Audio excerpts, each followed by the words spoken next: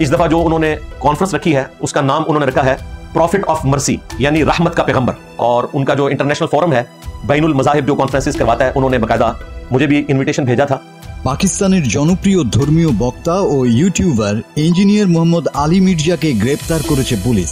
জেলম শহরে এই আলেমের বিরুদ্ধে অভিযোগ তিনি ভিডিও বক্তব্যে নবী মুহাম্মদ সাল্লাল্লাহু আলাইহি ওয়াসাল্লামকে নিয়ে বিতর্কিত মন্তব্য করেছেন।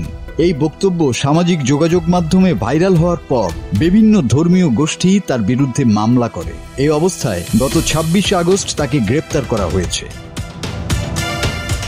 সামা টিভি সহ একাধিক পাকিস্তানি সংবাদ মাধ্যম জানিয়েছে ৩১ লাখেরও বেশি ইউটিউব সাবস্ক্রাইবার থাকা ইঞ্জিনিয়ার মির্জাকে জনশৃঙ্খলা রক্ষা অধ্যাদেশের আওতায় ৩০ দিনের জন্য আটক করা হয়েছে।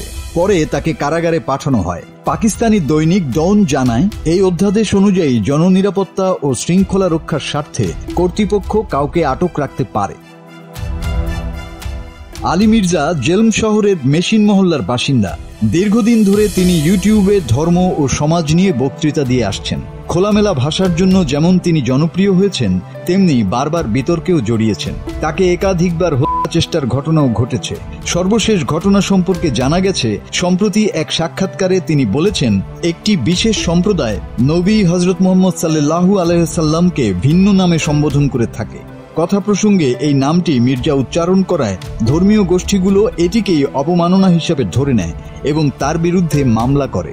মানবাধিকার সংস্থা অ্যামনেস্টি ইন্টারন্যাশনাল ও হিউম্যান রাইটস ওয়াচ সহ অনেকের মতে মির্জার গ্রেপ্তার মূলত স্বাধীন কণ্ঠস্বর দমনের অংশ।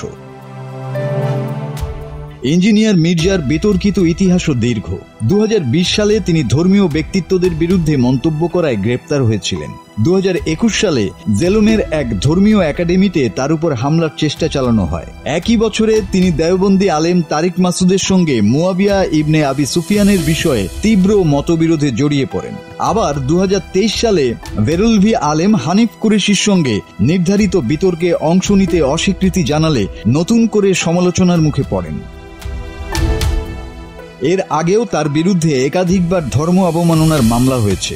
২০২৪ সালের মহরম মাসে সম্ভাব্য সাম্প্রদায়িক সহিংসতা ঠেকাতে প্রশাসন মির্জা সহ আরও ১৭ জন আলেমের বক্তৃতা নিষিদ্ধ করেছিল।